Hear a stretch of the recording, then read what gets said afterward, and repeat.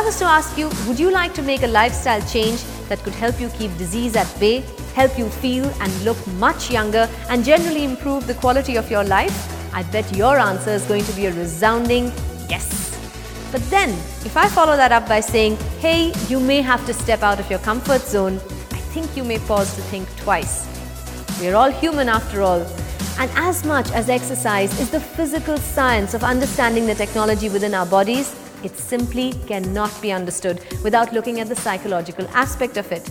And so, understanding our own mind and the whys and whens of the decisions that we take can help us to make that journey from couch potato to exercise maverick.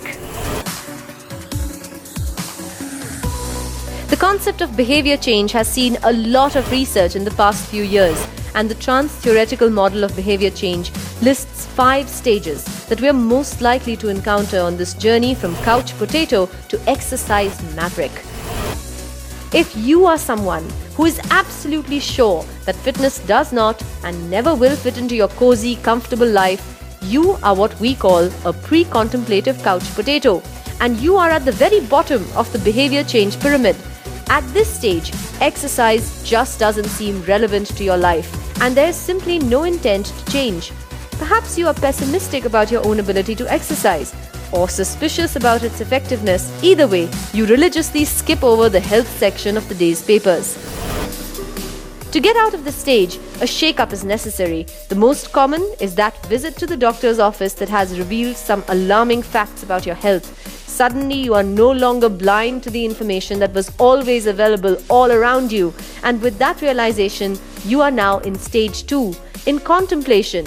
You may still be ambivalent about making a shift, but you are aware that there is an alternative just around the corner at a nominal cost, and all it needs is just about 30 minutes a day of your time. You may think that simply thinking about exercise is not that big a deal, but the truth is that it's a massive shift in your mind, because now all you need is a little push to push you into stage 3, preparation. This is the point you decide enough is enough and prepare to get up and change. Pull out that calendar and mark the dates you will exercise. Strap on those shoes and get to the gym. Looking at health psychology this way helps to put the individual back into the equation. After all, taking up exercise is not just about doing the physical work, it's also about breaking old habits and forming new ones. So, you have entered the gym, and all that equipment looks impressive. You give it your best shot, but it's tough. It hurts the next day, and everyone else in the gym looks far too intimidating. If you catch yourself thinking these thoughts, be warned.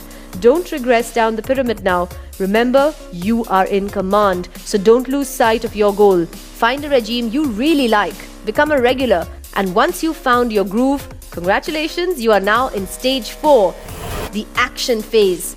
You are really into this now, and within a few weeks, you start seeing results. You also start meal planning and dieting, and you've never felt better. But beware, this is also the stage where you are most prone to a relapse, and all it would take is a small trip out of town, a cousin's wedding, or maybe even a series of late nights to push you as far back as stage 1. When you're in the action phase, make sure you continuously find opportunities to remain active. Actively seek support from your trainer and others in the gym. Once you've managed to stick to your regime for more than 6 months, you are now in stage 5, the maintenance stage. Congratulations, you are now officially part of the Exercise Maverick community. Watch out for any signs of staleness or burnout, and keep your exercise environment enjoyable and not boring. Even at the top of the pyramid, there is room to fall back to any of the previous stages. So wherever you are, watch out for these barriers and make the right decisions. We all have preconceived notions about healthy lifestyles, about disease, about exercise, and silently in our minds, we make our lists of pros and cons. What we don't realize is that a lot of barriers that we erect for behavior change are actually simply imagined ones, and it's quite easy to get around them by making decisional balance sheets. A decisional balance sheet is very useful to help us think about the benefits and disadvantages we perceive in making changes in our lives, and writing these down can help you make better decisions. Write down the perceived gains on one side.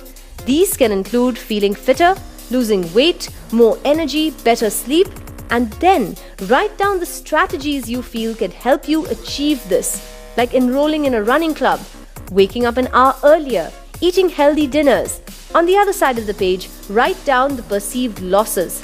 Most people, especially in stages 1 and 2, usually list out exertion, sweat, muscle soreness, time, cost, and boredom, and their cons far outweigh their benefits. If that is the case, list down all the strategies to minimize losses, like working out an EMI payment system with your gym to minimize the cost component. Work on shifting your decisional balance sheet towards climbing the pyramid. Small decisions translate into big shifts in our behavior, and the climb up the pyramid of behavior change is exciting and fulfilling. You'll love it.